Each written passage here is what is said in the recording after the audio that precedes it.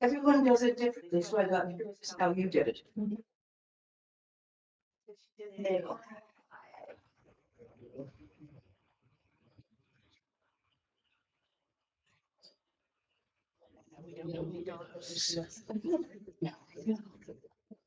Lay down and try the chair. You'll make yourselves comfortable, please.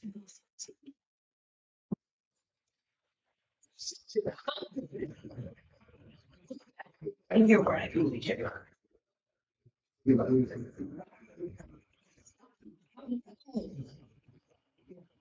Spirit offerings, if you would just put them here in front of me. And be comfortable, enjoy each other, say hi to the people near you. It's going to take me a minute to set up. Further back. No, even all the way back.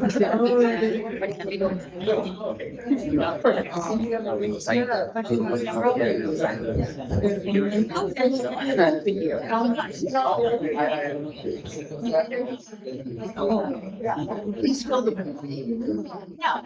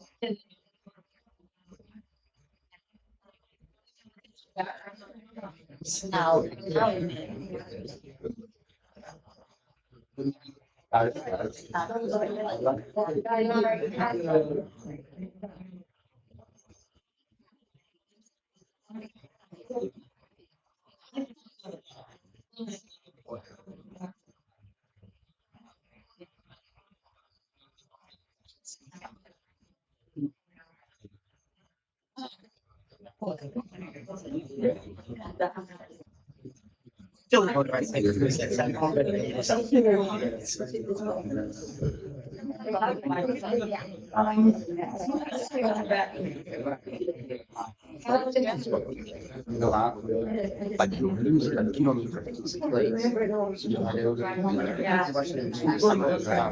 Oh, no, baby. It will just keep falling over. My cane always does. That's how you know it's me that's here.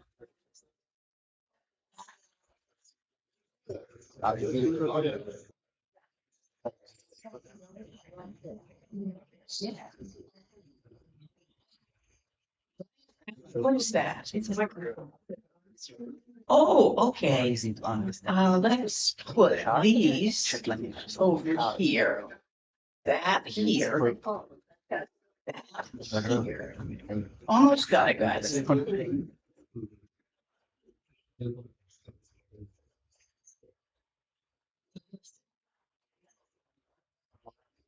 So you can start doing that now while I fiddle with stuff.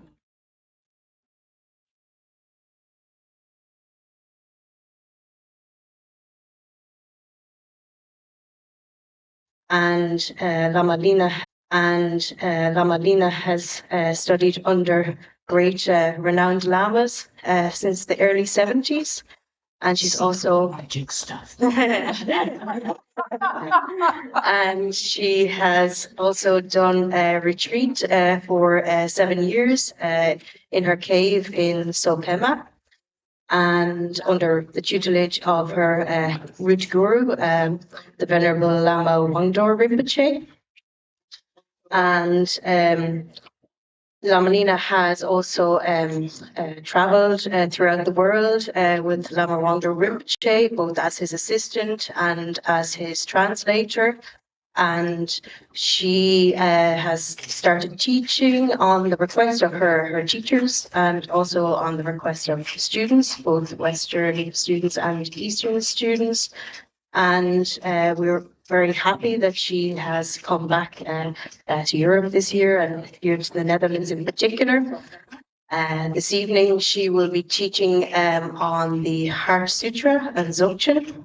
And tomorrow and Sunday, she'll be teaching on the four uncommon Dzogchen Samayas.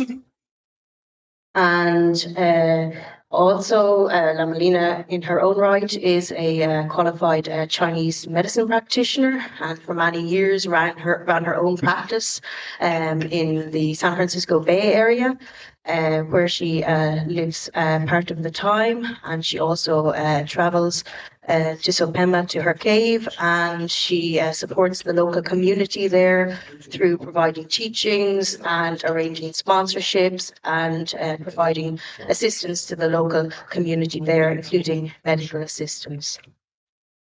So just by way of housekeeping, to mention just a couple of practical matters today. I just wanted to bring your attention to the exits. So the main entrance and exit is the door through which you came, over here to my left. There is also emergency fire exit over here to the right. The toilets are through the main exit to the right and then to the left, and you follow the signs. And we have tea, coffee, and some refreshments over here to my left. And if there is also a period of questions and answers, we have a movable microphone where we can pass it around and you can ask your question to Lama Lena, and we would just ask that you project your voice and speak clearly. Because we are also live streaming this event on Facebook and YouTube. So welcome also to everyone who's tuning in online. You will also find some information on your seats or on your cushions as well in relation to dana offerings to Lama Lena. For those of you who don't know, Lama Lena does not charge any payment for her teachings. Within the Buddhist Tibetan Buddhist tradition, she graciously receives dana, which are voluntary donations. So you will have the opportunity over the weekend to make your own personal offering to Lama Lena in the traditional way with the kotak. And there is also, separately to this offering, there is also the means to donate towards the organizational costs, traveling, etc. also available. And more information is on the sheet and at the reception also. I just want to say in relation to tonight's teaching, we do need to exit this venue at 10 p.m. sharp at the end of the teaching. So I just wanted to let you know that.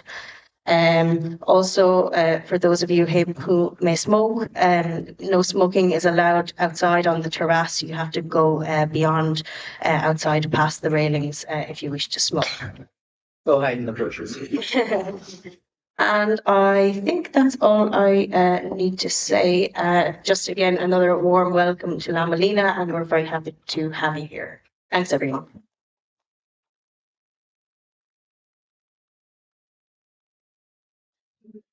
If you do want to make any personal offerings to me, you do it at whatever is the last session you come to. That just makes it less of a cluster. And that way we can get out by 10, since this is the first session. The first thing that's going to happen is land spirit offerings, spirits of place. Yes, they're real. Well, they think they are. So do you. It's about the same. just as if you were going to throw a late party, you would probably go around to your neighbors first and invite them and maybe offer them tea and cookies if you didn't want them to come because it was too wild a party for your neighbors. It's just kind of the same. These teachings, especially Dzogchen teachings containing the four wrongs, they've got psychic noise in them.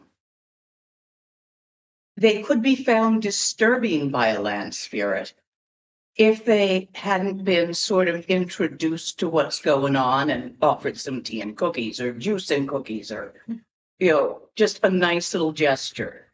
So I need 2 people of this place to volunteer, actually 3. 2 have to be of this place. The third one doesn't matter. This place you mean Amsterdam? Yeah. Yes. Okay, you're 1 Yes. and you're the second. And the gentleman back there is number 3. Okay, gentleman back there, since you're number 3, you get to open the doors for number 1 and 2. Their hands will be full. Not quite yet. Relax. I'm going to make some really big gestures like when it's time for you to do stuff. I'm going to do some, I guess you're going to call it singing, although once you hear my voice, you'll realize that's a stretch. Of the ceremonial request and all of that. We get to a certain point and you're going to pick up the plate and cup. One person take one person take the other. You're going to take it outside and you're going to look around. And somewhere you're going to see some places with more placeness than other places. The kind of place when you were a little kid you'd have given a name to, maybe like the old fallen log or the monster tree, or you know how kids do. But not this in the same direction, go in different directions. When you come to the place with the placeness, which is where the land spirits congregate, looks like to normal eyes, to untrained eyes. We don't have any children, or I just send a kid with you because they can always spot them. So when we have children at the teachings, they get to help with this. But you grown-ups can remember. You're not beyond it. So you're going to take this out now. You're going to keep a good hold on the plate and the cup.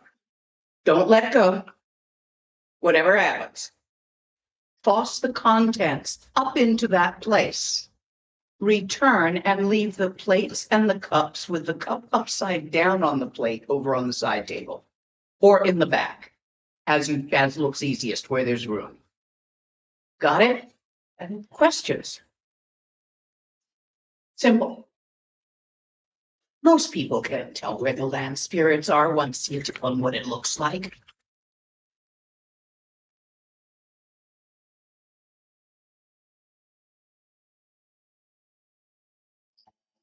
Balame Sanjay Rinpoche.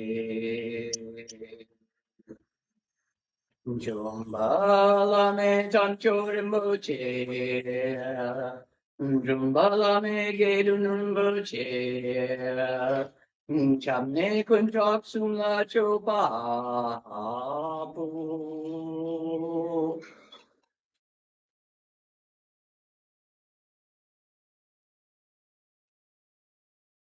Umbalame Sanjay Rinpoche.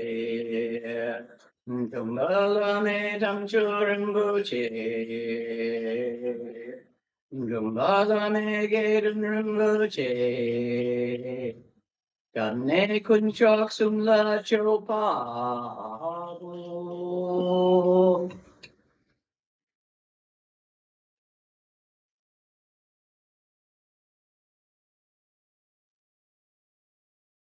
Balame Sanjay Rinpoche.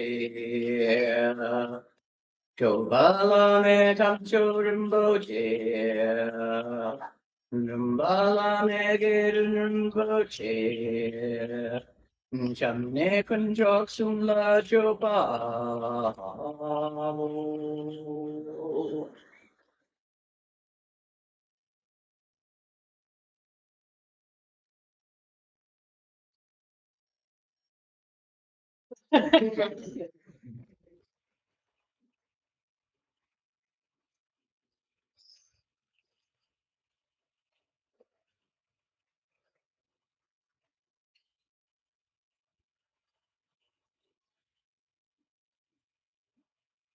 Du det dagne dak chorchela.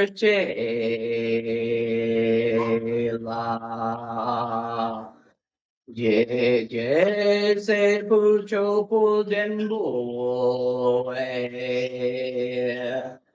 Nam yor lapsum dan drupo dan. Stanjeten veje petrin ledo.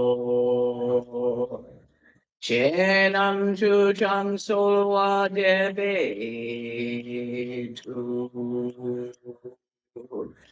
Naksto gonvane pesapsto. Nedang ulpan tapsu shewa dang. Gedang tashi pilaway they do. So.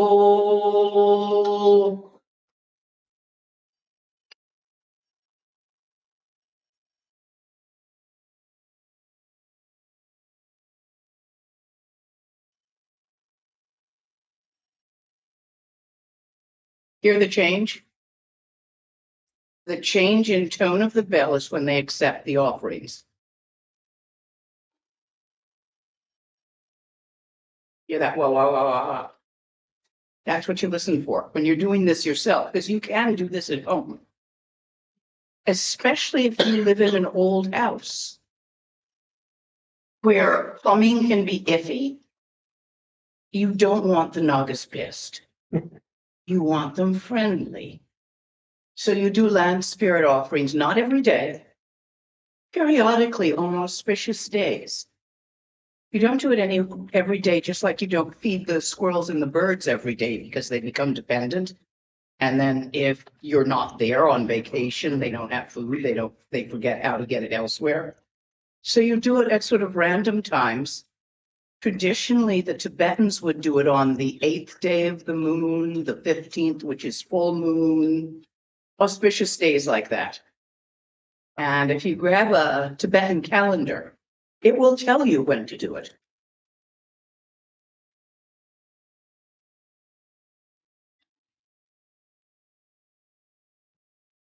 All Dharma.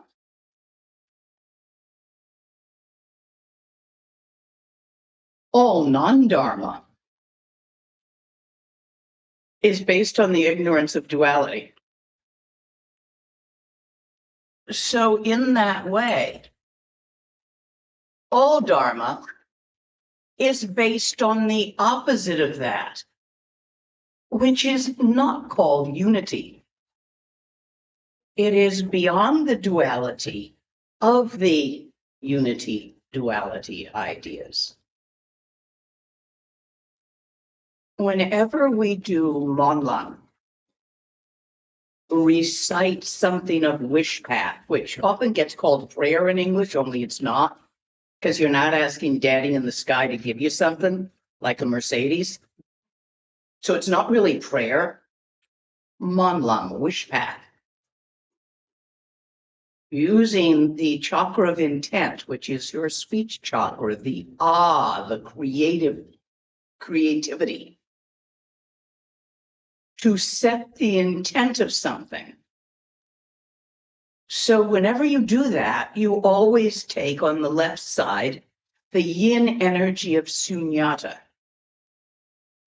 Okay, sometimes they call it emptiness. Sometimes they call it Great Mother Ocean of Dharmakaya. It's got names, but just feel it as open-minded, open-hearted openness, vast without differentiations, unborn, undying, yin energy, sky-like nature of mind. And you take Bodhisattva, Buddha consciousness. the creative energy of love and the urge to flee loneliness, to merge with others, to not be alone forever. To recognize the creative, interpenetrating, interrelating Samaya of sentient beings. So this is yang energy.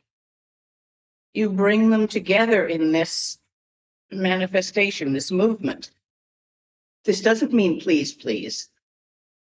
It means the duality of yin and yang brought together.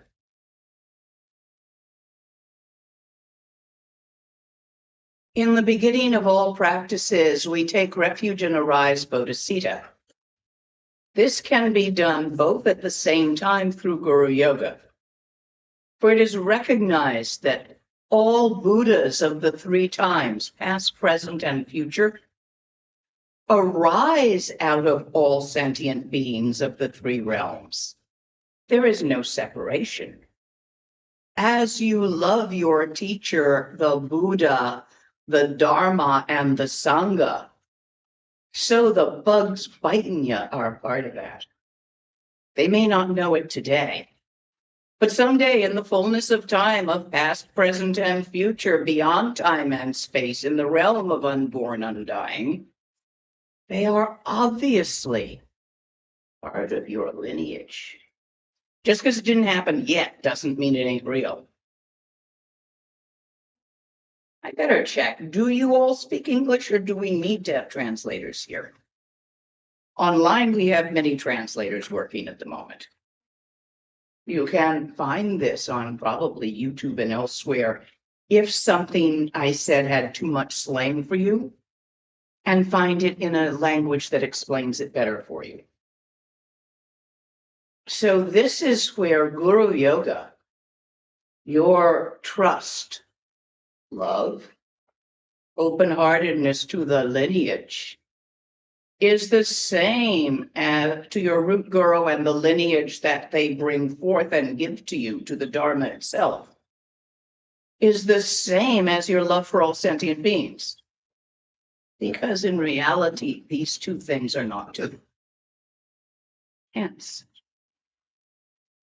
Here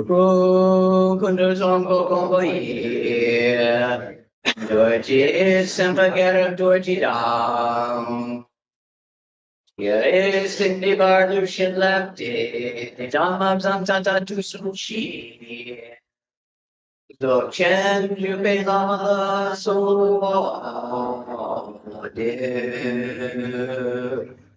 again, Pema Tila so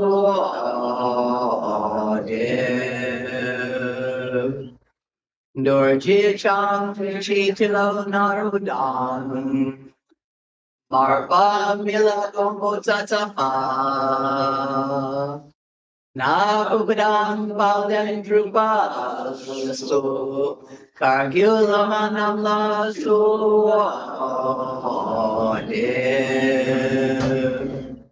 O Chen Lamanamla So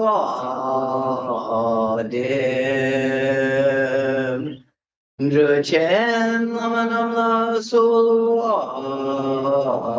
Dev Gaginware Lamanamla So Dev Shakilamanamla So Dev Nyandu da yundran lamanam la so de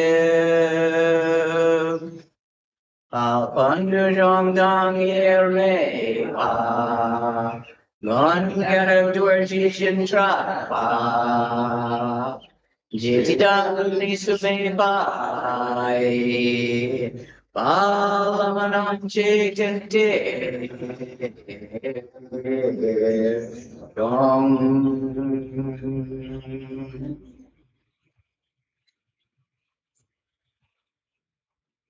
What I do when I sing the lineage, sing for various definitions of sing, is to include all those lineages with which I have studied at length in nodding. The Rime movement, which started a couple of hundred years ago, is really important.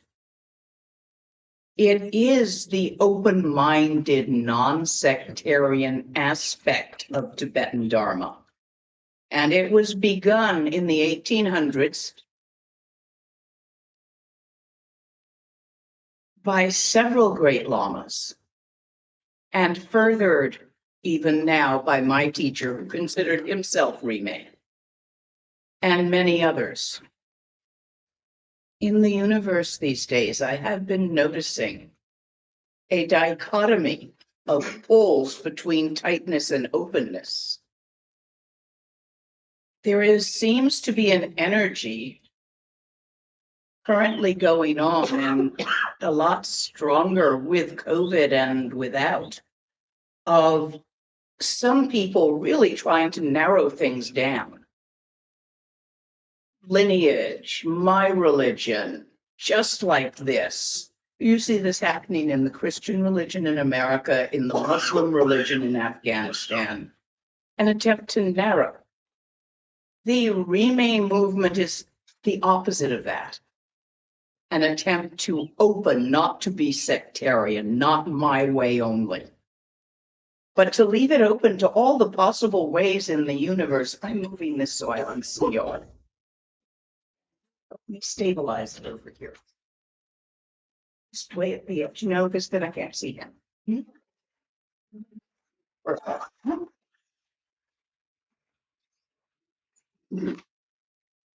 Some of you may have a great heart feeling for a particular lineage, be it Kargyu or Shakya. That's fine. I have a great heart feeling for Nyingma. Suits me. That doesn't make it better than Galupa. It makes it fit me better.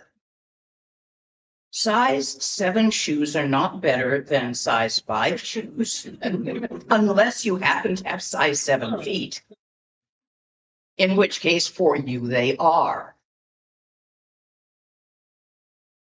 I guess that was my political statement tonight.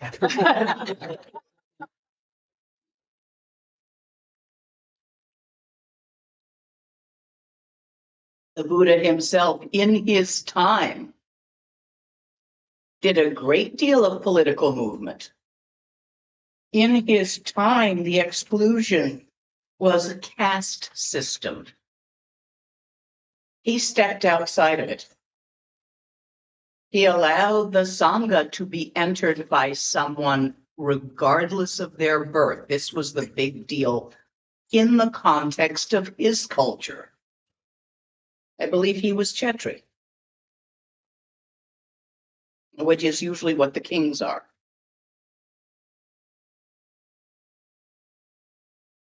That is not the big issue, except for in Silicon Valley and India these days. There's other issues, but do follow which way he pointed. Later, others came after him and codified things and narrowed them down again, because some will do that. You don't have to. Keep an open mind and an open heart. All life. Your path is only the best one for you. I'm always sending people to other teachers. If I spot somebody who needs something in particular, yeah. I don't teach Tumo. You need Tumo? Tenzin Wanjel's really good. He dried the sheets. He passed the finals. I didn't. I studied it, but I didn't I didn't take the finals. So understand that Guru Yoga is not about, I will adhere to that personality. No, it's about recognizing all life as someday part of the lineage of all Buddhas of the four times. And as such, opening your heart in love to the life force of the universe and not squishing stuff. Yeah? The text.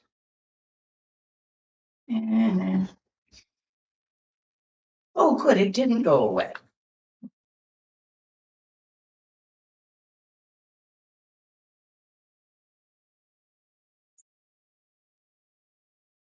So, Dzogchen, completion stage, the final teaching. Some people say that it was not taught by the Buddha, even some Tibetans. They say that it was not real Buddhism and it came in later. People say a lot of things. Even Tibetans have Dharma rumors. And probably they've got their own form of internet where they argue with each other about them.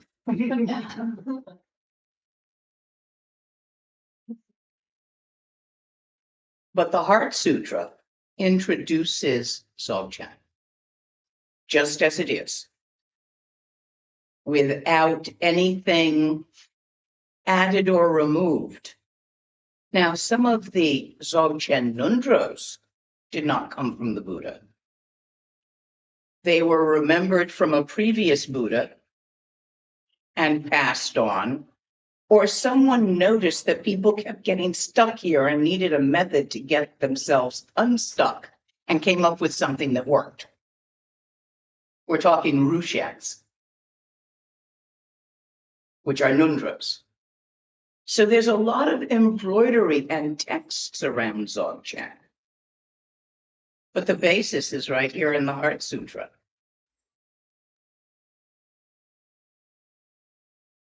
Thus I have heard. At one time, the Blessed One was dwelling in Rajghat at Vulture Peak Mountain, together with a great community of monks and a great community of bodhisattvas. Also gathered there were gods, non-gods, and other types of sentient beings which may be called human, although not Homo sapiens, such as Nagas. The definition of human is able to express abstract concepts in a language. The definition of Homo sapien is much more specific. Lots of things are human, but not Homo sapien. There may be other things on this planet that are human, but not Homo sapien. Can the dolphins tell each other abstracts? We don't know.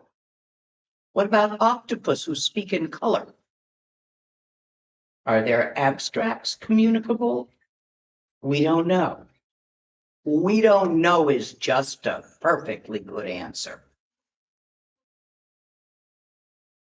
At that time, the Blessed One entered an absorption on categories of phenomena called perception of the profound. Understand that his absorption at this point had it wasn't, damn words. Yeah, we can do abstracts, but not well.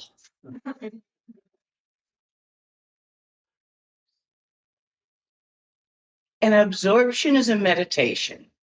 If it is on a category of phenomena, and it is a perception of the profound, it is a moving. It is a part of the creativity, the created. So he was meditating on the concepts and ideas of Dzogchen, of gone beyond, of thus gone, while absorbed in that.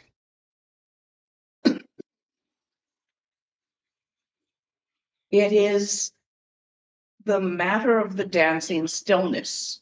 So the contemplation is of the dance, but it is the stillness contemplating. This, if it's not making sense to you right now, may well eventually, so don't worry about it.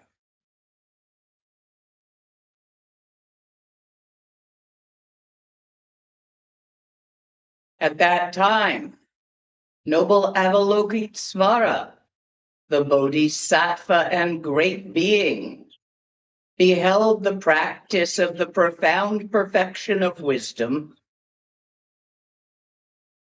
the last paramita, and saw that the 5 aggregates are empty of nature. Are you familiar with the aggregates? Because this is important. No.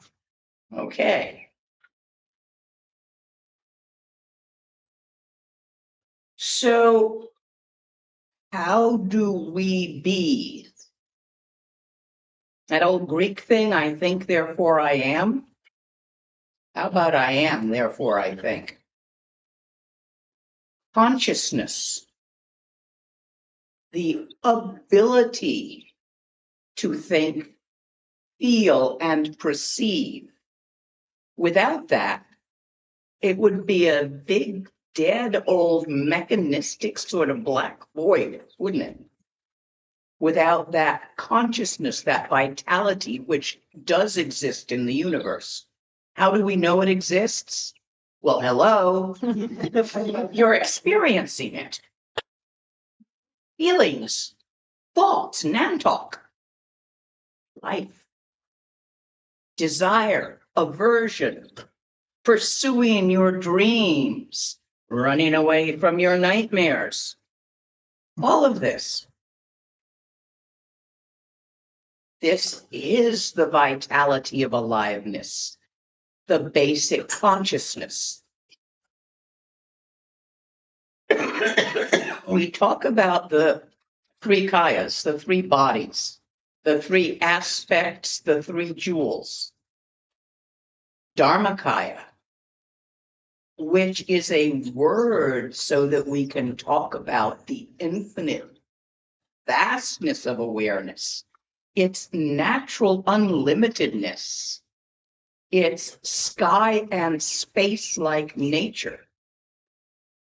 But it's not just open and empty of phenomena.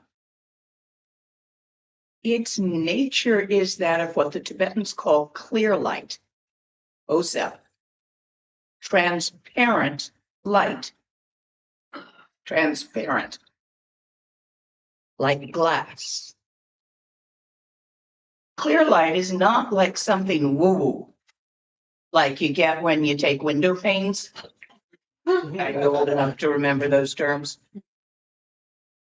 Or whatever you call acid these days, or mushrooms, or I think mushrooms are more in style now. Clear light is what's between my hands. There's nothing there, is there? And yet, any object entering that space is illuminated so you can see it.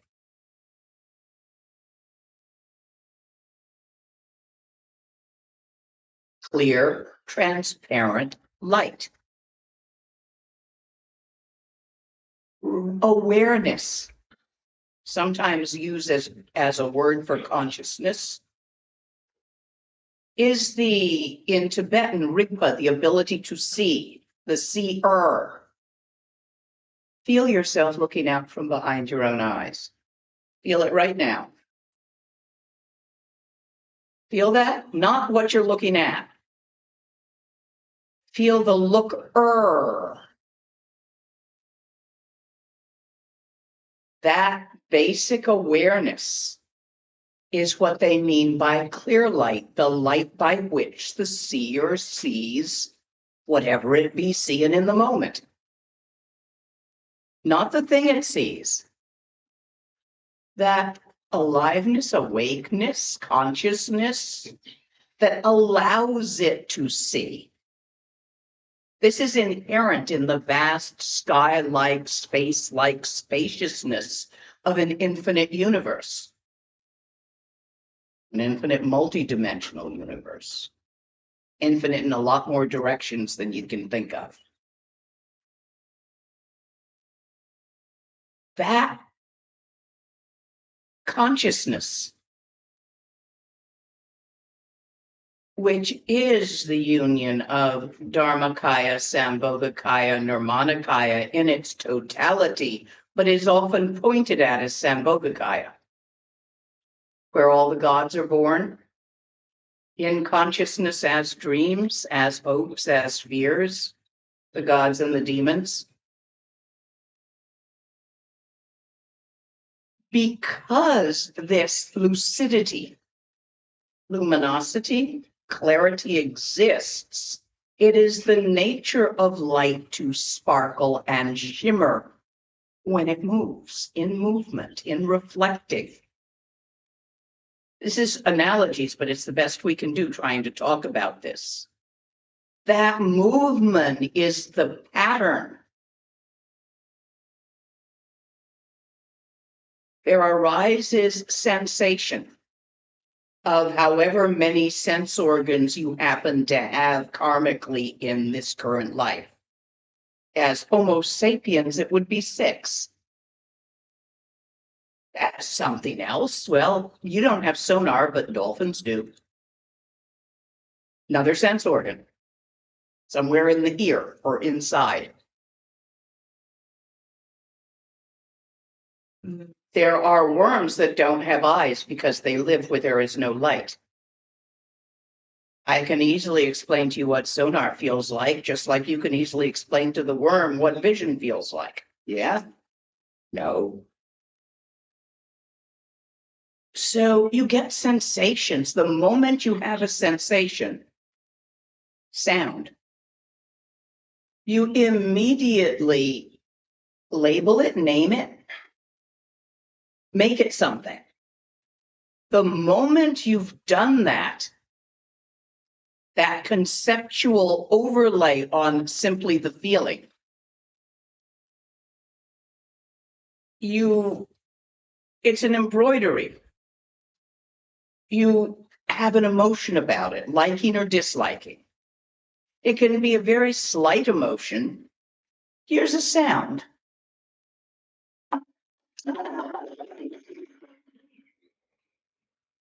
You're thinking about it, aren't you?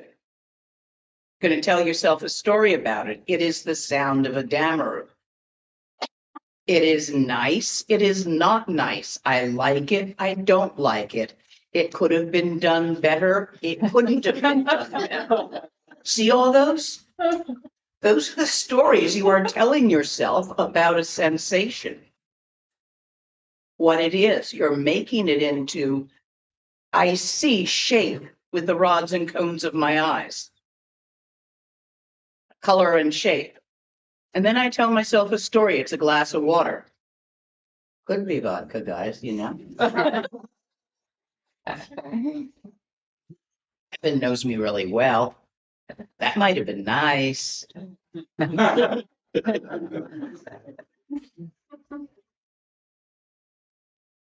It's very good. So now you've got physical sensation, and then you've got a feeling about it. From the feeling, you decide to do something about it. You like it, you're going to reach for it. You're going to bring it closer. You don't like it, you're going to push it away. You're going to run away. You're going to decide how to do this most effectively. So round and round it goes. Your karma creates the sensations.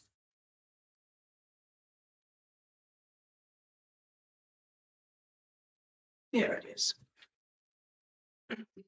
Your karma in your energy channels, there's pricks, hips, bumps, tingled spots. As the energy of the chi moves through the channels, sensations arise.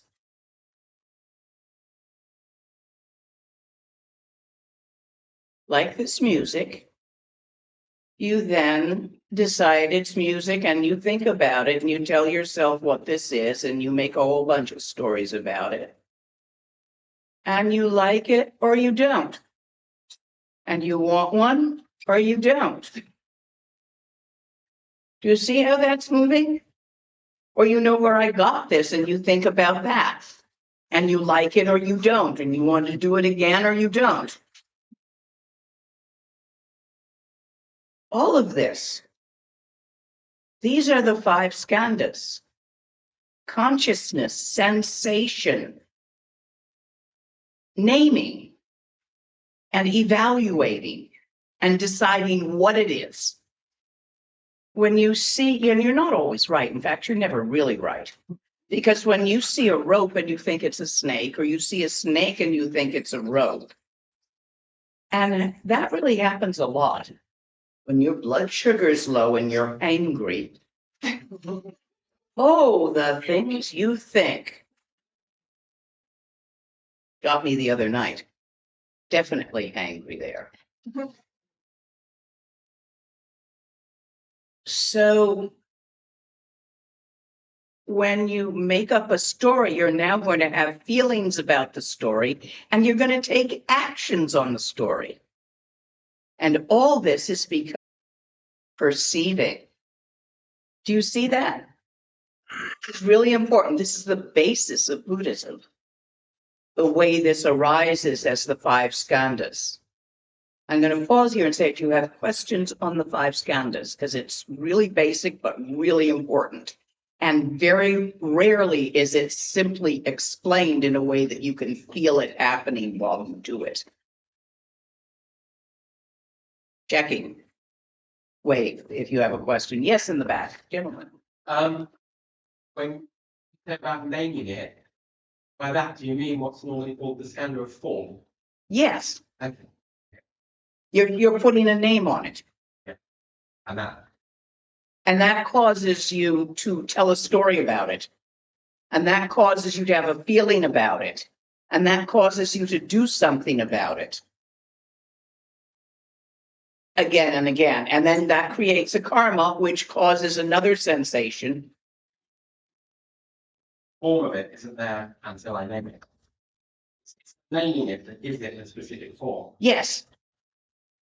For example, in the Bardo, have you read the Bardo Total? The books of the Bardo, or you've heard stories about, you see all the idioms and the archetypes? Well, you might not. You will see something bright and loud and with shape and color. If you are a practitioner of Tantra, familiar with the fierce and peaceful archetypes, that is probably the recognition you will put on that visual and audio. Actually, it's the sensations are in all your sense organs. So it also is an intense scent and it has an intense taste and an intense emotional yi feel. If you have never seen those archetypes, you will probably decide it's something else in your mind. Name it something else. Tibetans within their culture are very familiar, so for them it arises as these archetypes. For those of you who have practiced Tantra, it will also probably arise as these archetypes. But for those of you who are not familiar with that, it might arise as some other archetype. You might name it, perceive it as. Really, all it is brightness of color and sound. And then you name it. Your consciousness, because it is alive, awake, aware, creates the naming, which creates the story, which creates the feeling, which creates the action, which creates the karma, which determines future sensations, and you do it again and again. Have I communicated in such a way that you can get the feel of them, the five skandhas? Any other questions on those? Okay, that was actually important. And, oh, yes, please. Yeah. When you were referring before about the fact that we just put another layer or labeling on feeling, if we would replace feeling by experience, would that be a more inclusive and a broader? No, because I'm actually talking about emotional feeling. Emo- An experience contains sensation, thoughts about the sensation.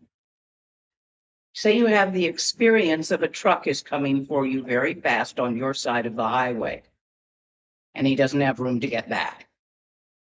Passing. That's an intense experience. There's sight, there's sound, there's also the thoughts going with it. Oh, fuck.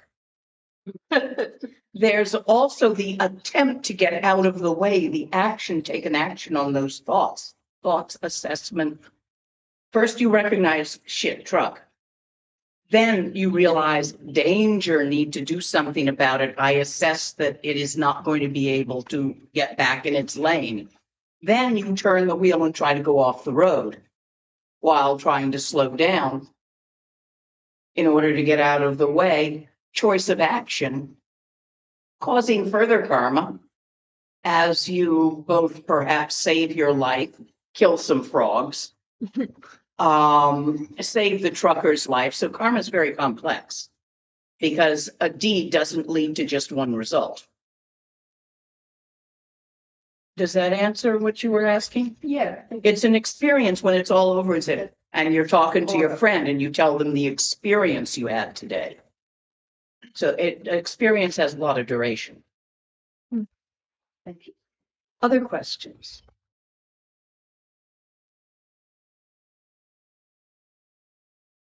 So, Avalokitesvara beheld the practice of the profound perfection of wisdom and saw the five aggregates are empty of nature. Although this is the pattern you do in your alive thoughts, let's pick the easy one to see. What are your thoughts made of? Don't give me hearsay. Feel around for it. Don't give me somebody said neurotransmitters. You never saw a neurotransmitter, have you? Come on, own experience. What are your thoughts made of? Do they have molecules, atoms?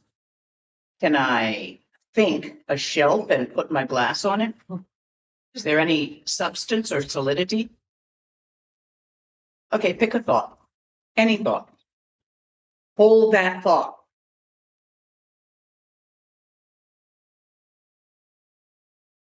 That you can't hold that thought. No duration either, huh? You can think a lot of thoughts about the same subject, but they're not the same thought. They're a bit different each one. Thoughts, utterly lacking in substance or duration.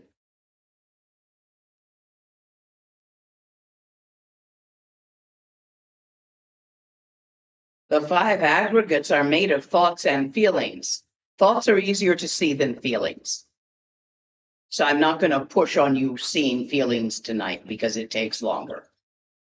And our timing is specific.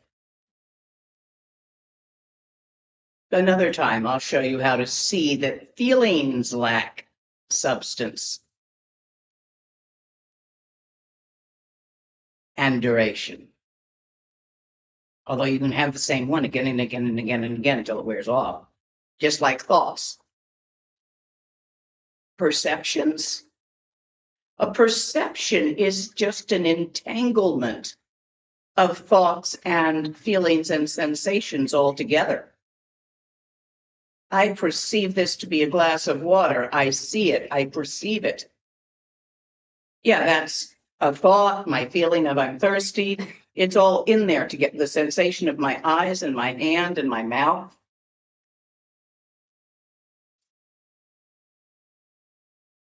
A perception is just an entanglement of thoughts and feelings and sensations. So we could say thoughts, feelings, and sensations as the three. They're not made of anything. They're empty of substance and empty of duration. You can't keep them, can't hold them. You can't give me one of yours in my hand.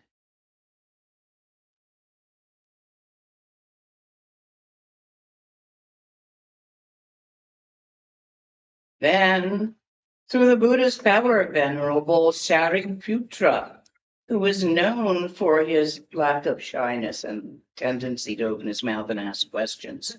I need one of those. He said to the noble Avalokitesvara, the Bodhisattva and great being, how should a child of noble family who wishes to practice the profound perfection of wisdom train? How should one learn to see this oneself? By what method, by what training may one come from whatever one's ordinary life is of chasing dreams and fleeing nightmares to seeing the nature of reality as it is without doubt or quibble? And this is what he said, and the noble Avalokitesvara, the Bodhisattva and great being, replied to the venerable Shariputra, O Shariputra, son of a noble family, or a daughter of a noble family who wishes to practice the profound perfection of wisdom, should regard things in this way. They should see the 5 aggregates, skandhas, to be empty of nature. Form is empty. Emptiness is form. Emptiness is not other than form. Form is not other than emptiness. Form, objects.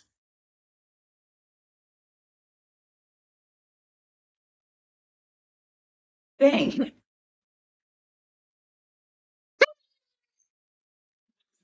Working. Now it is. Object. Name, thoughts, feeling. The form of this, what you think it is. The shape, its size, sensation of the eyeball, sensation of the ear, story about it. There's no real thing there, is there? This is what's being pointed at. Empty doesn't mean a vacuum, a void, or a darkness. It just means there's nothing there to grab a hold of.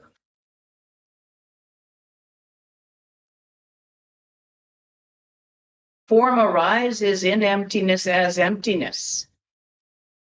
In the same way, sensations, recognition, conditioning factors, and consciousness are emptiness.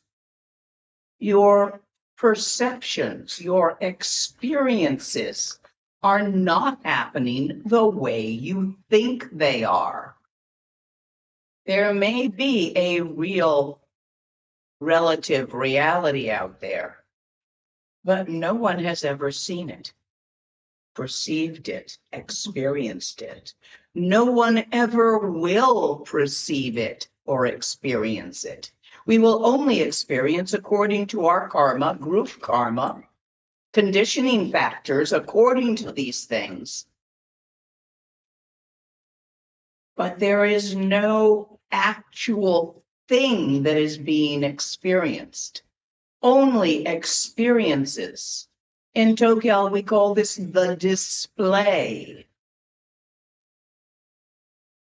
In the infinite openness of sky space, display occurs.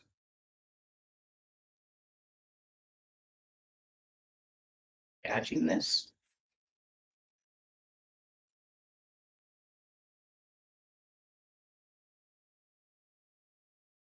Therefore, Sariputra, all dharmas are emptiness. They are without characteristics. Saraha said, and even the jewel ornament of the Dharma is no more real than any of these. You wanted Dzogchen.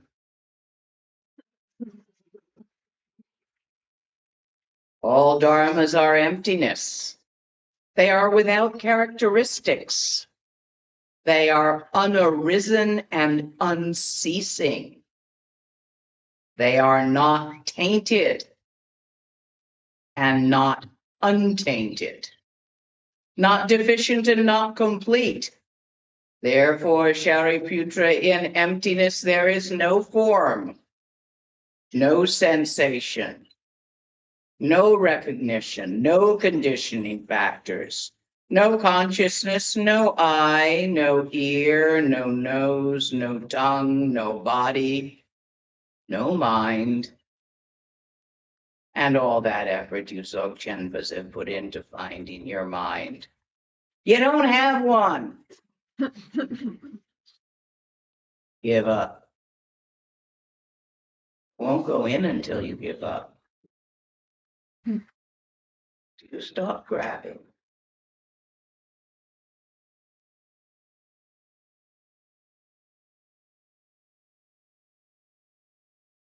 Rinpoche used to explain this in a different way. No eye? How is there no eye? My eye is right here. What is my eye? There's a lid, some hairs.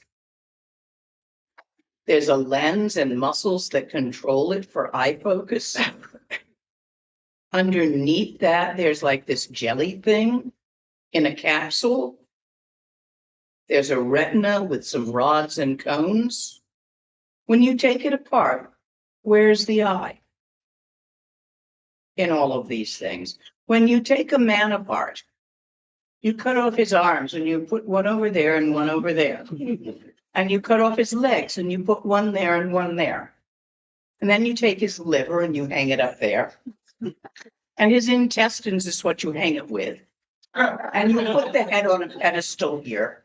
Now tell me, where's the man? Scattered. Because it is not a thing. It is an aggregate, a conglomerate, a group of things temporarily brought together.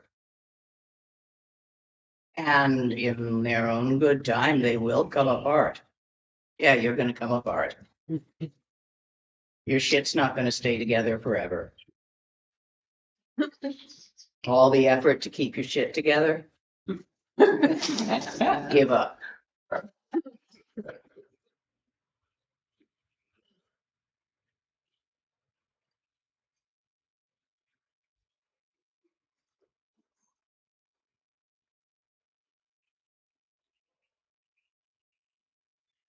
Therefore, Shariputra, in emptiness there is no form, no sensation, no recognition, no conditioning factors, no consciousness, no eye, no ear, no nose, no tongue, no body, no mind, no visible form, no sound, no odor, no taste, no texture, no mental objects, no I element up to no mind element, and as far as no mental consciousness element.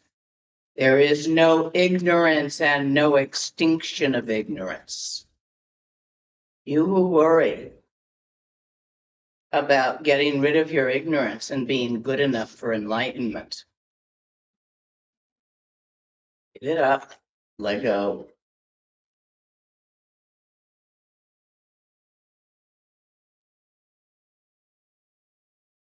No old age and death, no extinction of old age and death. Likewise, there is no suffering, no origin of suffering, no cessation, and no path. No wisdom, no attainment, and no non-attainment. Therefore, Sariputra, since Bodhisattva have no attainment, they rely and abide by the perfection of wisdom. Since their minds are unobscured, they have no fear. They completely transcend error and reach the ultimate nirvana, gone beyond of the beyond. All the Buddhas throughout the 3 times fully awakened to unsurpassed, genuine, and complete enlightenment by means of the perfection of wisdom. Therefore, the mantra of the perfection of wisdom, the mantra of great insight, the unsurpassed mantra, the mantra that equals the unequaled, the mantra that pacifies all suffering, is not false and should be understood as true. The mantra of the perfection of wisdom is proclaimed as follows. Geri geri parasangeri bodhi soha. Geri parasangeri bodhi soha. Geri parasangeri bodhi soha. It doesn't quite translate, but if it were to translate, gone beyond the beyond, gone beyond that, and so be it.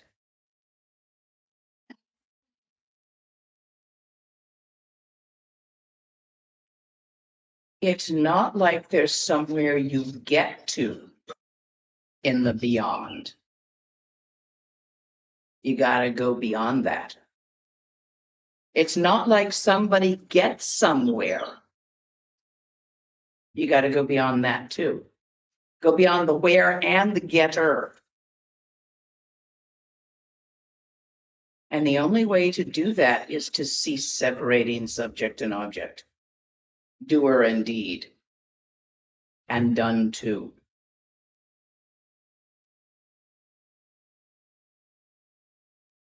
It's called one taste, where the doer, the doing, and that which is it is done to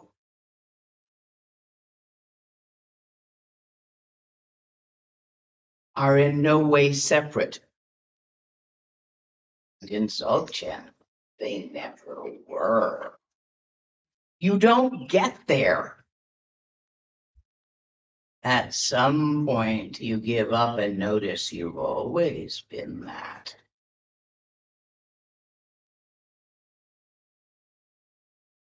Sariputra, Bodhisattva, and great being should train in the profound perfection of wisdom in this way. Thereupon the Blessed One rose from his absorption and commented, Avalokitesvara, the Bodhisattva and great being, excellent, excellent indeed, O son of a noble family. That is how it is. That is exactly how it is. One should one should practice the profound perfection of wisdom just as you have taught. And then even the Tathagatas will rejoice. When the Blessed One said this, Venerable Shariputra and noble Avalokitesvara, the Bodhisattva and great being, together with the whole assembly and the worlds of gods and humans, asuras and Gandharvas, rejoiced and praised the speech of the Blessed One. This is the Heart Sutra. Some people recite it frequently in the hope it will go in. That's called monlam. Some people recite the mantra frequently in the hope it will go in.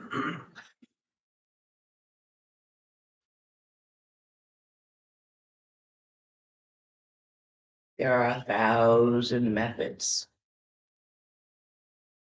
Dzogchen is beyond method. But there are 1,000 methods to get beyond method. Don't lie to yourself. I don't care. In any moment, if you feel you are sitting beyond method, then just relax. And if you feel disturbed by your ignorance, and you mind that you are disturbed, grab a method and use it. Sometimes you can just sit there. You've experienced that. But not always. Don't mind the moving. The moving is just the thoughts, the feelings, the perceptions, the experiences. Don't mind them. They come, they go. Relax.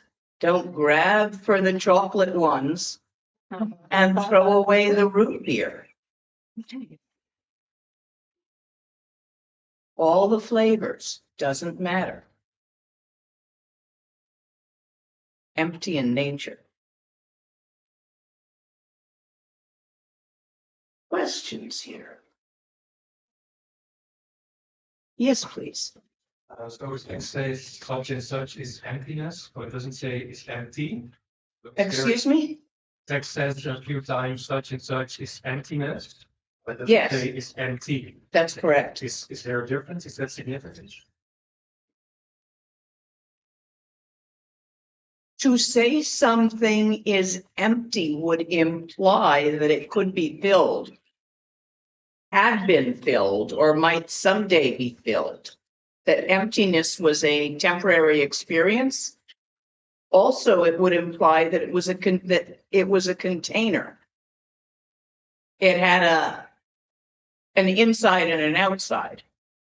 But when we say emptiness, we're pointing at something which does not have these characteristics of ever having been filled, having been emptied, being fillable, or having a container, or an inside or an outside. I think that would be the answer to your question. But remember, this is a translation of a translation. So we are playing telephone with the words.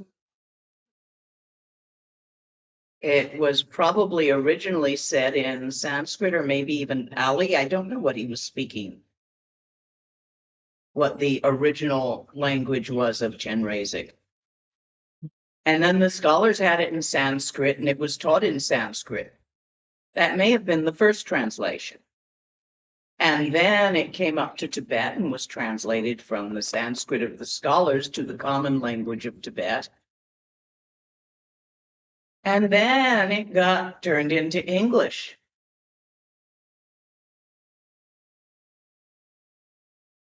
Well, that's an awful lot of words, and none of them have one-to-one correspondence exactly. I mean, how many of you, you're all multilingual, aren't you? Most people here in Europe are. So I can think things in French, and then I do certain kinds of things. But if I have to make the same plan in English, it'll be quite a different plan. My personality is actually slightly different in English from what it is in French. I really do tend to get into more trouble in French than I do in English.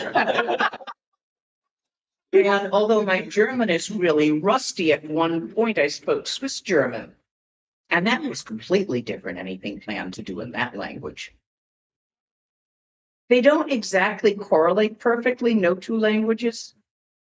There's a whole lot of words in Tibetan that don't go into English, or rather change the word they go into in English, depending on the context and the sentence it's used in Tibetan.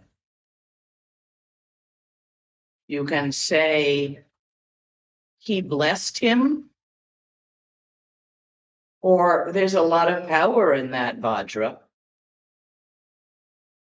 You'd be using the same word, Shinla.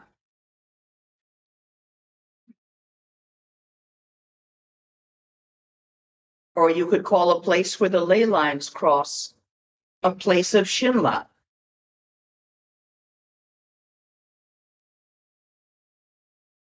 So yeah, language is funny. Don't too much look at the words. They point. You've all seen me do the point at the bell and ring the bell and the finger won't ring. I do it all the time. Look where the words point rather than really try to parse the words. Words are not trustworthy. The best thing we have is the words to point with. That doesn't make them really good at it. It's like my singing. It's the best I can do. That does not make me good at it or able to carry a tune effectively. Other questions? Yes. Spoke about the archetypes. You said that people who don't have these reference points of archetypes will experience the same thing in other ways. So what is an archetype actually? Is it just a structure that somehow organizes what arises in a moment, or An archetype is a symbol in the universal unconscious. A shape, a form that has almost been agreed upon by so many people over time that it has been given at least some reality. This is how we make gods. You make a god by worshiping it all together with a whole bunch of people. And so you have the archetypes of Demeter, talking the Roman ones now, or the Greek ones. I forget their names now. Hermes. Yeah, there's one. Or the Indian ones, Shiva or Pan. All of these are archetypes. The Tibetans also have archetypes. They're gods, but they don't exist independently, but are mind-made symbols of certain energies within consciousness. So Chenrezig, who is the name Avalokitesvara, is the translation of the name of the man who said this, the practitioner, the member of Buddha's Sangha who said this. He had very great bodhisattva, the real bodhisattva, not the pretend one where you try to drag little old ladies across the street every day, whether they want to go or not, so you can do your good deed as a Boy Scout. Not that kind. Not white man's burden and all that crap. The other kind. The real one.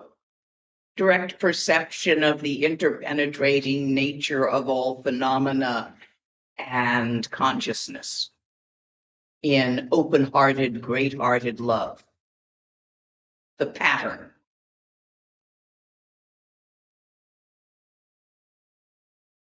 So these archetypes are mind-made, but they sort of take on a life of their own for as long as people see them, feel them. And they symbolize different things. Chenrezig symbolizes bodhisattva. So does Purba, Dorji Purba. Vajrayogini and Dorji Pagmo symbolize unbridled, free female energy. The woman who is not constrained by being owned by a man or a culture. Skywalker. Hayagriva, the power of the wild horse. So there are many. Your channels have shape. As your chi in death withdraws from the channels, you will experience sensations, which, being still consciousness, you will interpret. So you will interpret them according to your culture. I don't know what you will see. I am enough in the Tibetan culture and have done enough Tantra that I will probably see the Tibetan archetypes. But you might see something else. Perhaps you'll see Mother Mary. I don't know if you grew up with that as a strong feeling.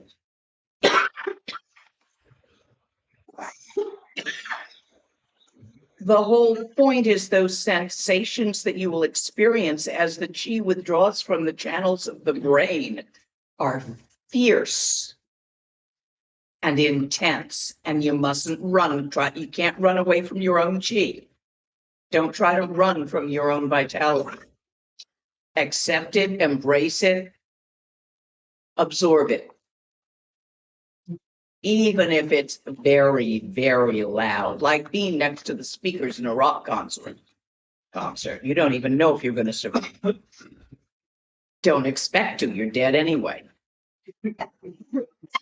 The adamantine, unshakable peace of the ones that withdraw from your heart chakra area and your torso is also terrifying just by its intensity. Don't run. That's the Bardo teaching in regard to this. However your mind interprets these sensations, the intensity after death, don't run from it. Let go. Chin up, tits to the wind. Go forward into it. Did I answer your question?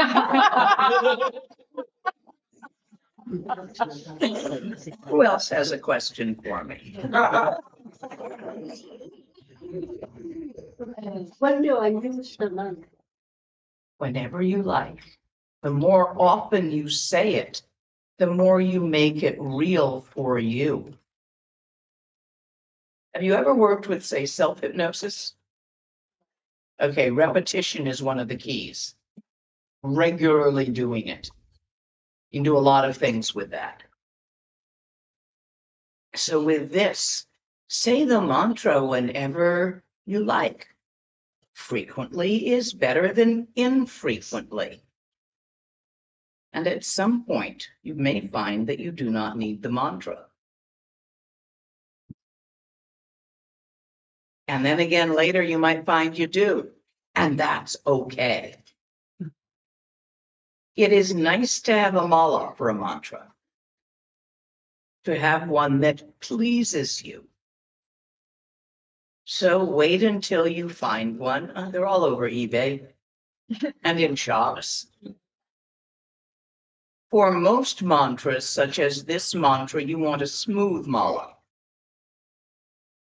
rather than a Rudrakshi mala.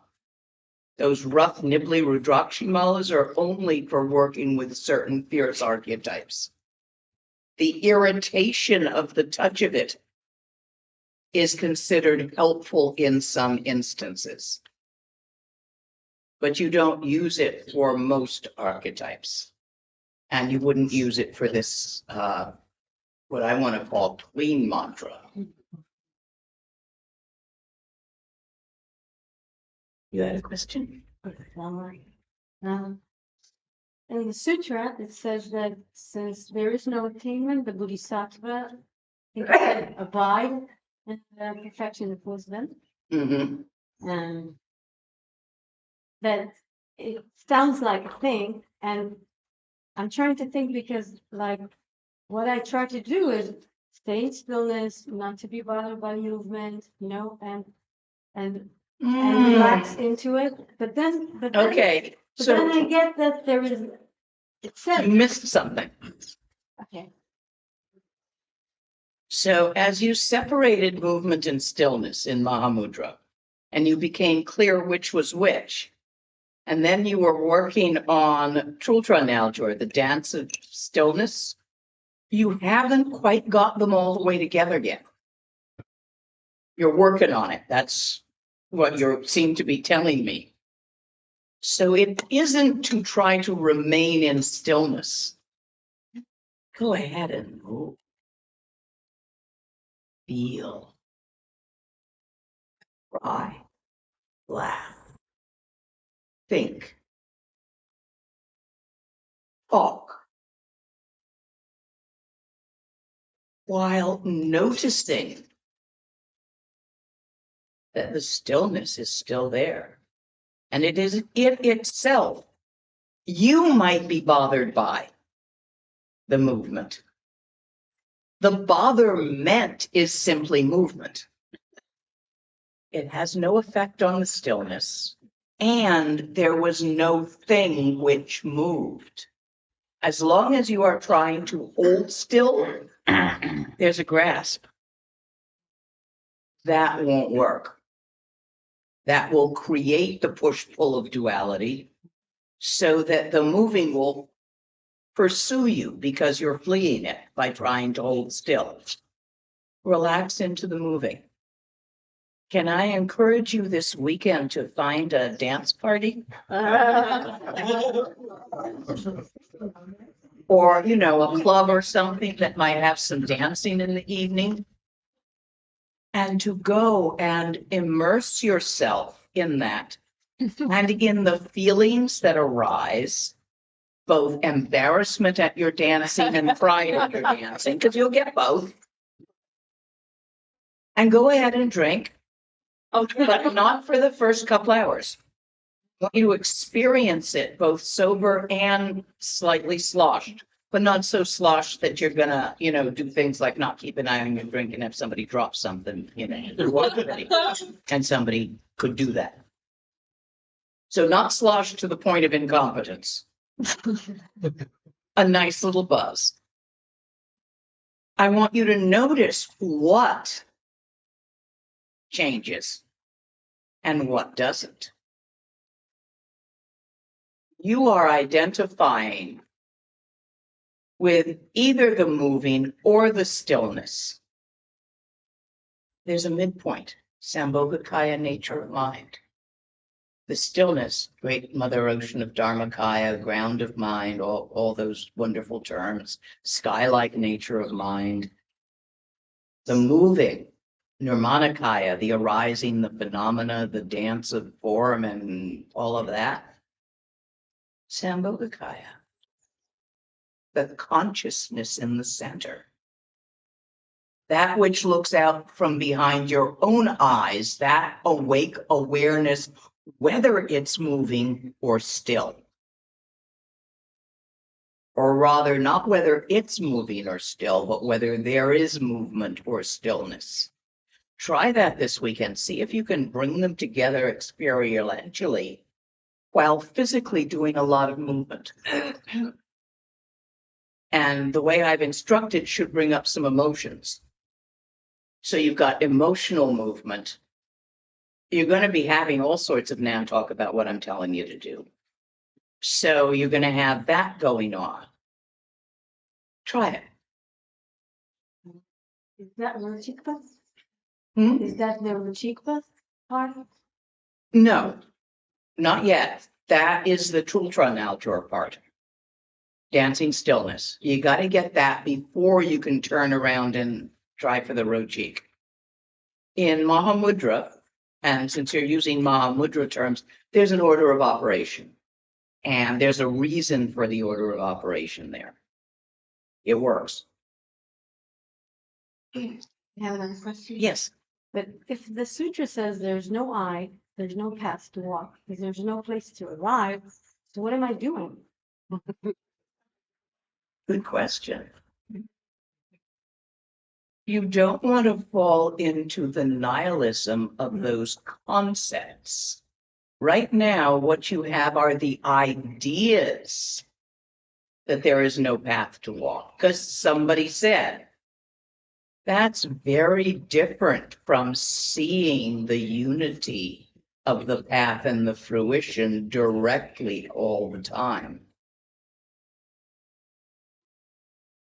Make sense? Not yet. Okay. No. Try some more words. Right now, you are understanding Dzogchen. This is a problem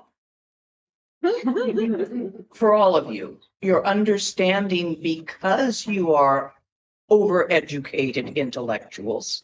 The Tibetans say it's much easier to teach a shepherd than a scholar. Dzogchen. because intellectuals grasp the understanding and on some level are satisfied by it or think they should be because understanding is everything. No, understanding is too limited because it is done in thought with thought and thought is moving. You can't keep it. And they say a yogi, should he find himself able to fly, is strongly advised not to fly over large bodies of water, especially if he can't swim. Why? Because you can get so much moving, you can get the sitters within the moving. Been there, done that. Fuckers wear off at the worst possible moment, leaving you split. So knowledge and understanding are insufficient because they are acquired. Anything acquired is going to go away. However, the non-acquisition of relaxation is not the same as going limp. One practices as long as one can find a practitioner. Gomme, the last stage, cannot occur before Rochik. And Rochi cannot occur before full accomplishment of Chultran Naljor. If you're going to do Mahamudra, you take it in steps. And it's very, very effective that way. A lot of people in Dzogchen should have been in Mahamudra because they get to the point where they keep trying to stabilize the experience of Tawa. Y'all remember the months and years you wasted trying to stabilize an experience? Because you didn't do the Rushens. That's why we have the Rushens in Dzogchen. Specifically for that one after body. Which we did in Poland last year.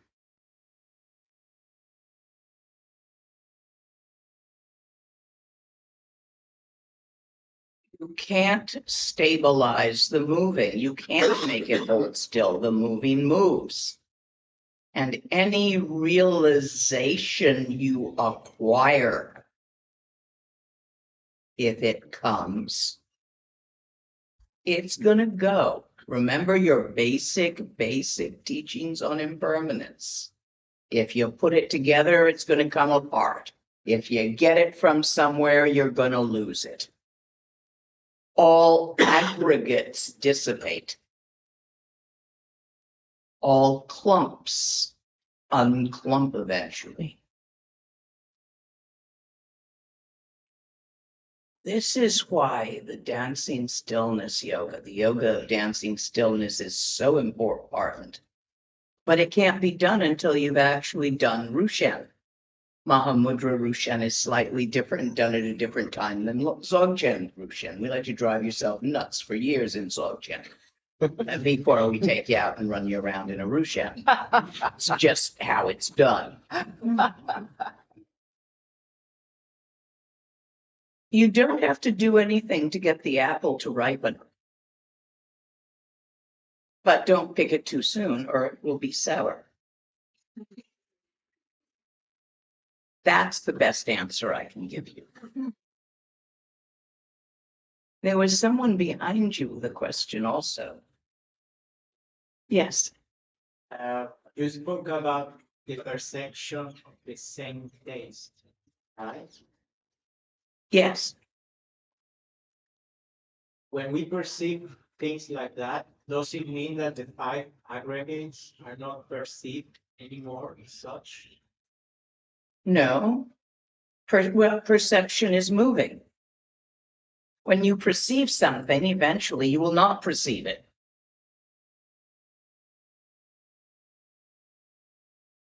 One taste if the state of one taste comes, if you get it, you're gonna lose it. You can't keep it. You can't keep nothing you get. When one taste is obvious, not acquired, not lost, not created, but as it always has been, what's to gain or lose? But you cannot make that happen at a given moment. You cannot grab that. You can, however, create the cause for the happy accident of that noticement. It is not a single moment in time. It is not a single moment in time. It is not all moments in time. Both and neither.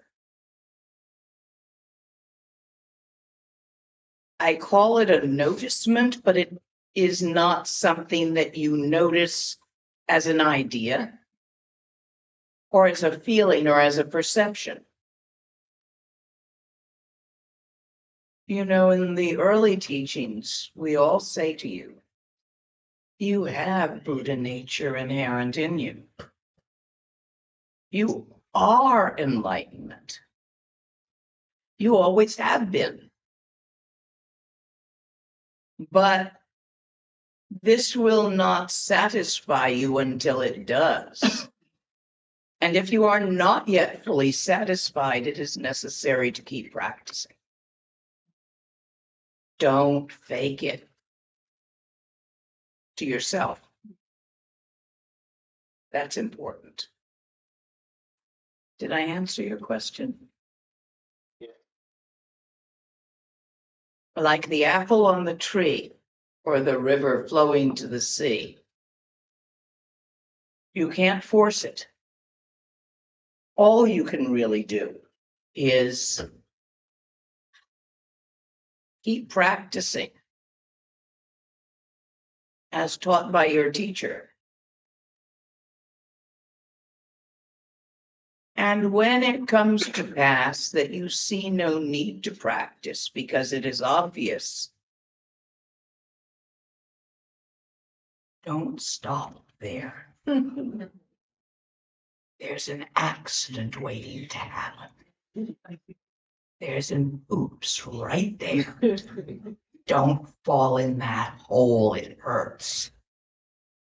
You ask me how I know that. Twice. You think once would be enough. Don't stop. As long as there is any subtle experience, I'm going to call it, because they move, of a practitioner and a practice that could be done or not done, don't stop.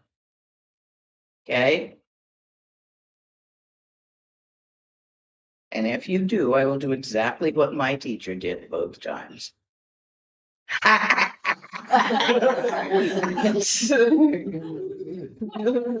Told you so.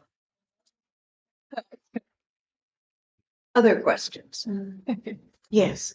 Do we have access to the translation that you were? Yeah, I grabbed it from Lotawa House. Yeah. Edited a few bits from when Rinpoche used to recite it in the Tibetan.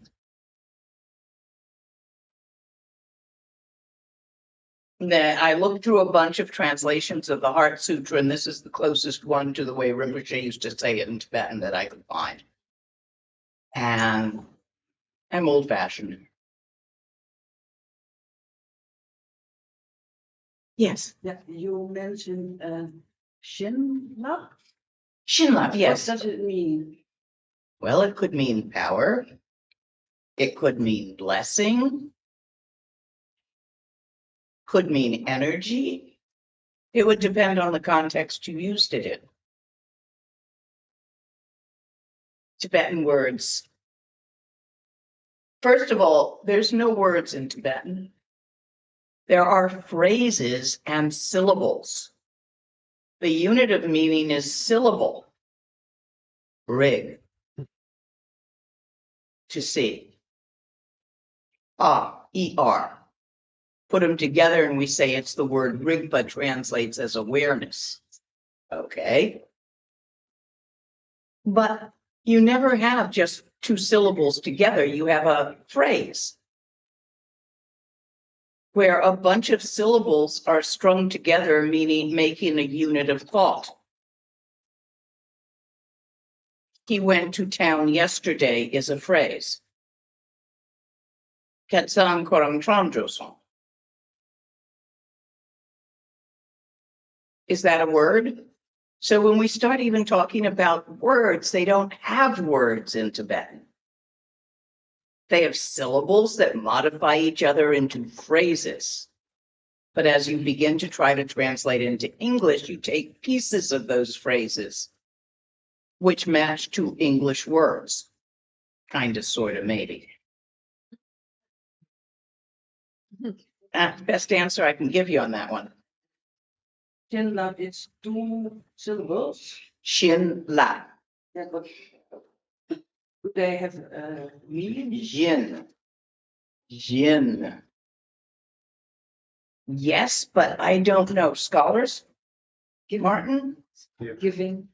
Shinla? Chimba. Chimba. Oh, Shin is in Chimba. Okay. Giving and La. That is like wave. Wait. Okay, wave of giving. Thank you. I do love when they're scholars because I'm just an old cave yogi and I don't know that much. I just had a really good teacher. Other questions?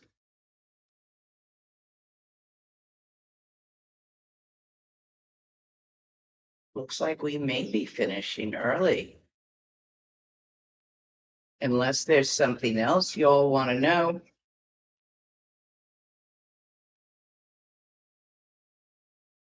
Okay, I can keep going, but you gotta say something. You gotta ask something. Where's my cherry future? Shouldn't we use the light? Yeah, you can if you like. I don't know where it is. Quite a short question. Okay, You say you are a good teacher. What defines a good teacher? he was patient enough not to throw me out too often. In my case, because I was not an easy student.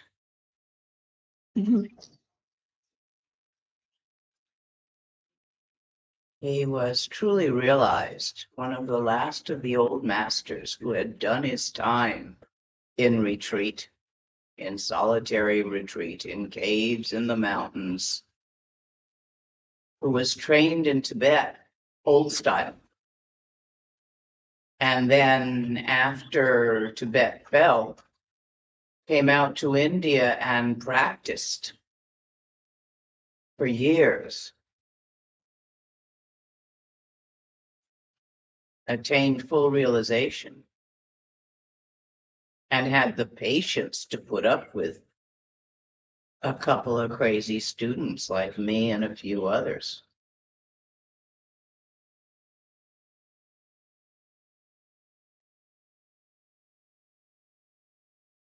And had the courage to drop kick me off cliffs when necessary,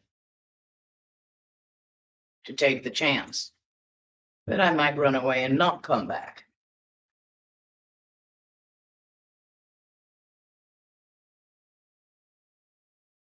Because yes, I ran away a couple of times and I came back. It was an amazing teacher. Wangdur Kushe.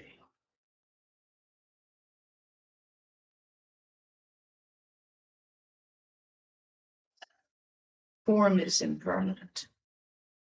Form is moving. Emptiness equates to stillness when you talk about moving and stillness, emptiness and form. Does that answer it? I think in my case, having the patience to put up with me was a big part of it, because, oh, boy, was I a little bitch. Well, I'm glad to hear it. Oh, yes, please. What symbol is in the blue circle? Look. That's an ah. Speech chakra. Volition. I believe that has to do with a number of teachings on Shine and other things, used also in dream yoga by Norbu Rinpoche.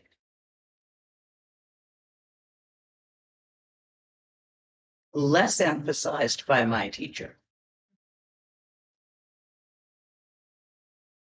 Ah. Word. You know, in the Bible where it says in the beginning was the Word and the Word was God, that's actually not a terrible translation from the Hebrew. No, I did read it. Ah. All things begin with intent. Intent, that's the circle of the skandhas, the way they lead to each other, consciousness, wants, hopes, and fears. Duality, created by original oops, the simple misperception that the doer, the deed, and the done to are separate. Rainbows do not occur in the sky. They are an interaction of water vapor, eyeballs, and space.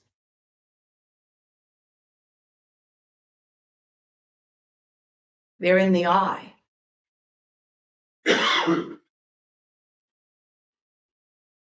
Think about rainbows. It's a Tibetan symbol. When you see a rainbow, it's not out there. It's a phenomena occurring in your eye. When you see anything, you assume it's out there. Oops. Tonight, when you go home and sleep, you will dream. And with everything occurring in your dreams, you will assume all those things are out there. You're dreaming. There is no black dog out there that wants to eat you. There is no cupcake that you want to eat.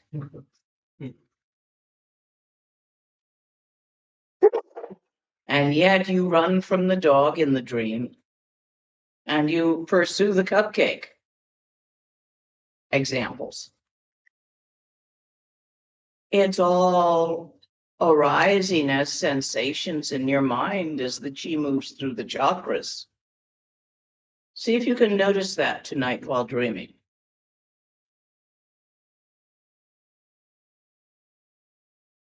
It's good practice for the bardo. Original oops is simply the perception that the pretty rainbow colors are out there. The way a kitten chases a laser pointer. The way a baby reaches for the rainbows cast on the wall by the sun hitting mama's wedding ring.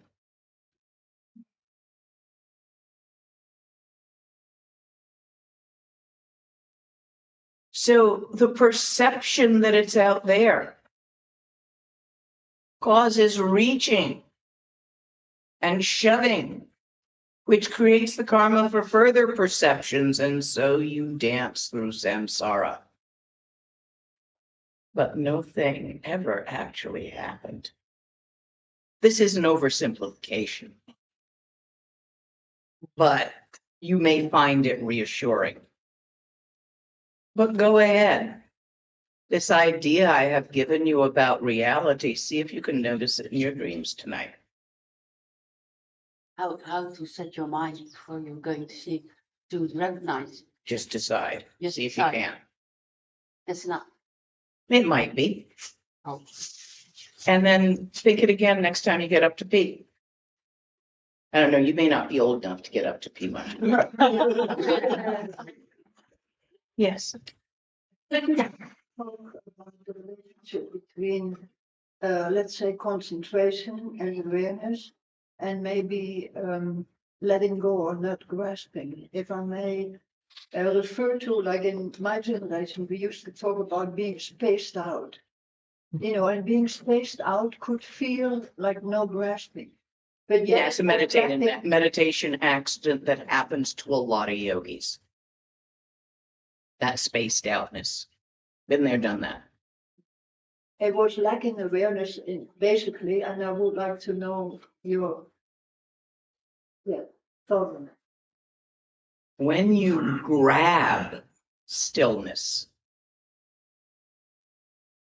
in a certain way, you get the side effect of spaced out.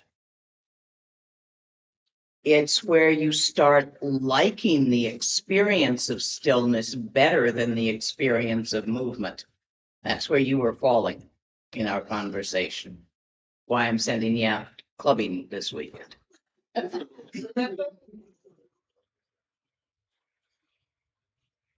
So yes, a lot of times we do that, especially if there's been too much movement lately. Where I get that is when I'm traveling and I'm just traveling a little too fast. And then it's like, no, I just want to sit here. I just want to sit in stillness. And then I find myself reaching for that. And then I get really spacey. So it's a way of noticing that you've grabbed stillness. Like, okay, that's a side effect. It's a nyama, meditative experience. They're signposts, they're useful, but not to cling to. So when you notice that you have leaned too far into spaciness, bring yourself back. Notice, I must have gotten too tired and grabbed stillness because I was tired of moving. My balance is off. Lean back the other way. What I find useful is to sit in a cafe and watch the moving, to catch the rest in moving stillness. That works for me. It may not for you. When you notice the balance is off and you're leaning too far towards stillness. We're talking Mahamudra again, but you get what I mean. Even in Dzogchen, one becomes attached to the experience of wisdom or of clarity or of bliss, which is delightful. That's when nothing hurts too. Yeah, it's wonderful. My back likes it. The point I'm making is we do tend to become attached to pleasure and flee pain. But you have to look at what you are defining as which. And at how you're creating your definitions. You can do it first, start with thinking, because it's a good beginning. Okay, why am I attached? What is it that this time is causing me to feel that attachment to the stillness? Right. But don't spend too long on the thinking part. Feel it. Feel the attachment. Work through it. Feel how you've gotten attached to stillness. Feel the desire for rest. At least in my experience, for me, that's where I am when I find myself reaching for stillness. At that point, start seeing if you could just lean a little without falling in the other direction into total focus on the moving and being all involved in thinking it's real. See if you can just lean a little bit back towards center. You will lean too far. And you're going to go like this a little bit. But when you find the midline, it's not spaced out. It's not particularly wise or clear or anything at all. And yet it is all those things inherently. Does this help a little bit with the spaciness? Yes, in the back.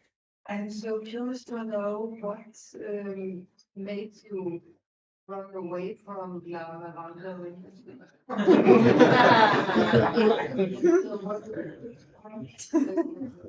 Oh, he pushed me in a way to let go, and I wouldn't let go, and I didn't want to let go.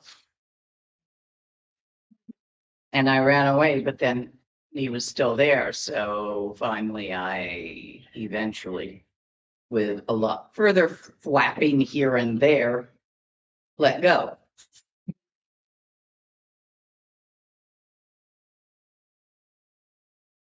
You don't want to let go. Nobody wants to let go. What did Trungpa Rinpoche say? No one in their right mind will jump off this cliff. And no one who's not in their right mind is going to manage the realization of sky dancing, which comes after jumping off the cliff. So somebody has to drop kick you. I think that's in one of his books somewhere, but not in those words. I don't remember the words. Someone else might. That's why you need a teacher. You will not let go unless somebody stamps on your little fingers. There will be something that you care too much about to let go of.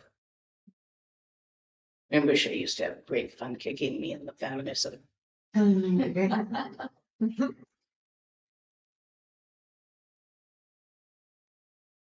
That's okay. My friend had a teacher who used to make her sleep with assholes.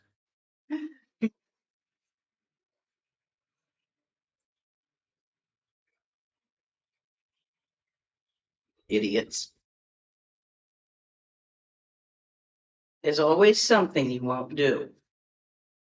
Inside. It's not outside. It's not behavior. Because of a hold on who you think you are. I'm like this, but not that.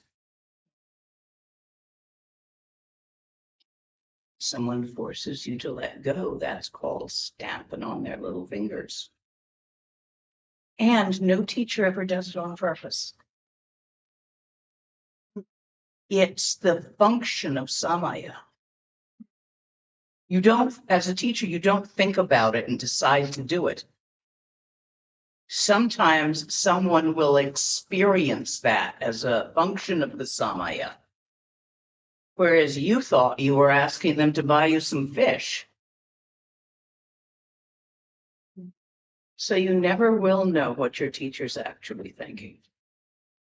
In my experience, I've never been able to figure out what he meant by anything, except he meant Dzogchen. That's where he lived.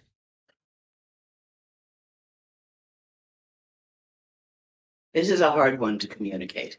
I'm going to take the next one.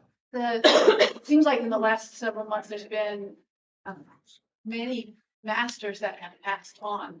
And when you were speaking about the rainbow and the rainbow body, it made me think maybe poetically that it was their way of their last gift of showing us that perception of the aggregates dissolving.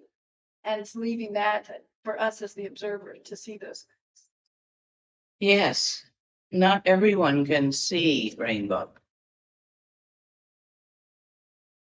Sometimes it's there and you explain it away. Must have had something in my eye.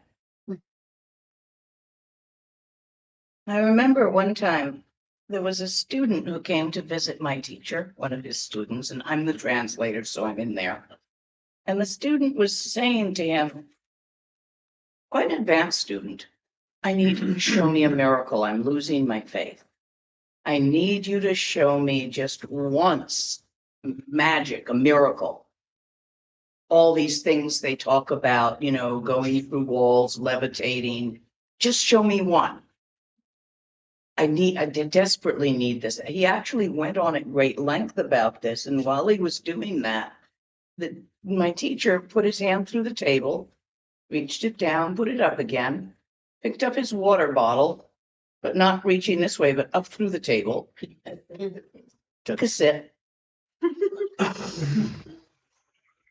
put it down, put his hand back through the table. I'm watching this. He is looking at that direction. He's at an angle to see this. We're sitting next to each other.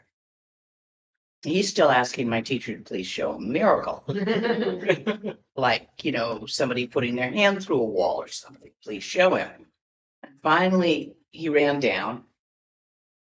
And Rinpoche looked at him. I'm sorry, I can't show you a miracle, he said. I said, oh, but I'll have faith in you anyway, even if you can't do a miracle. Rinpoche said.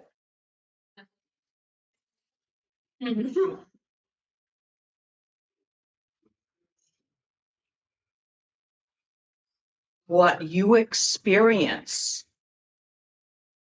not only in regard to your teacher, but in regard to everything, is your interpretation of your sensation.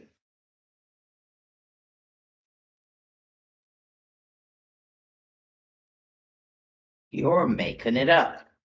Yes, Martin. I just wanted to say briefly, maybe in relation to this, that also Chin in Chinla means not only giving, but the potential of something to change the way you perceive it. Like sometimes translated as magnificence or. Okay. So Thank you. Maybe related that. Yeah, like most words, depending on context, it's going to be this thing or that thing. Thank you. Hugh. So I think you just explained about the teacher and the function of the teacher and stepping on the fingers where we don't want to let go. You could experience that with Wango Rinpoche because you were like very close and working very closely together. But if I No, because it didn't bother me. okay. So if I like meet a teacher only once or twice a year, but I do full yoga and take kind of refuge in the nature of mind as the teacher, does then the situations come anyway? Yes. Yes, it's good to bounce off the teacher occasionally. But for individual students, what they need as far as a relationship with the teacher is very different. And for the same student, it's different at different times.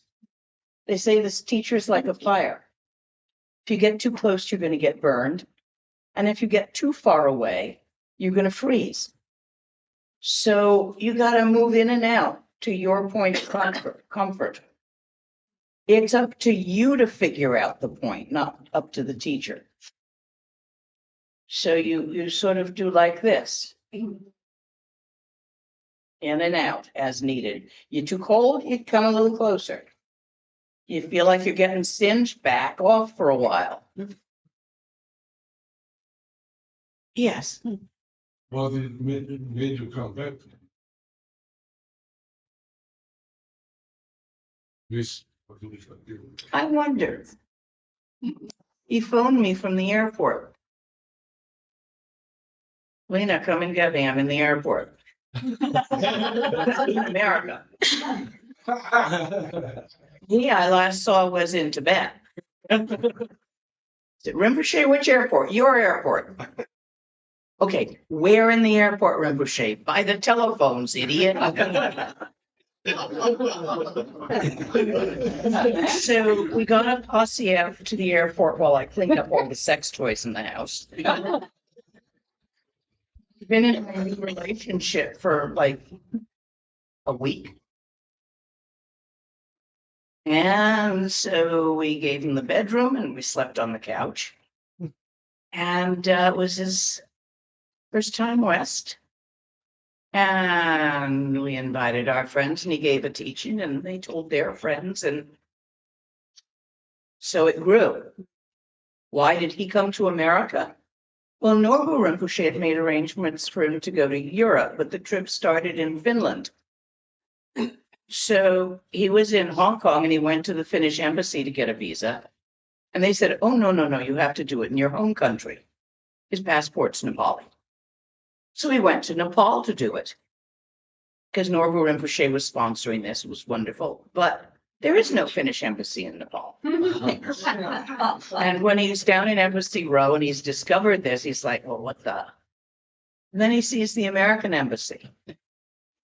So he walks over, oh, he lives in America now. So he walks over, walks in and says, can I have a visa? And they gave him one. So that's how he called me from the airport. Now, find the why in any of that. Because I never could. And how long was the distance that between you left? How much? He was in Tibet when I left.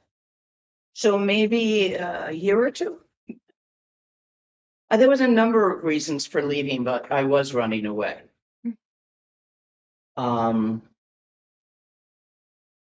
He'd been pushing me and I couldn't. I just couldn't at that time. And then my mom got sick and gave me an excuse. She had a heart attack, and so I went to look after her.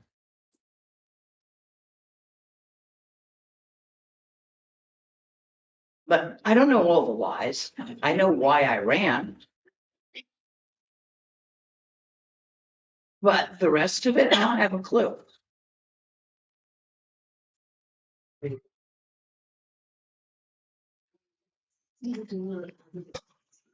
Yes, it is getting on for that time. We will be back tomorrow. There will be plenty of time for a lot more questions. Because when teaching Dzogchen, the thing is, there's a certain point beyond which more words don't make it any clearer. They just complexify things.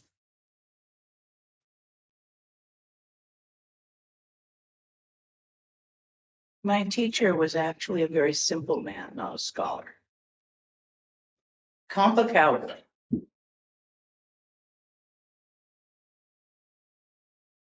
That's what Norbu called him, Kampa cowboy.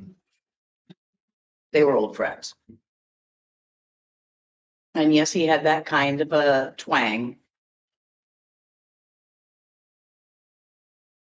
So I will run out of words periodically. And then you got to sort of put another quarter in by asking. Okay?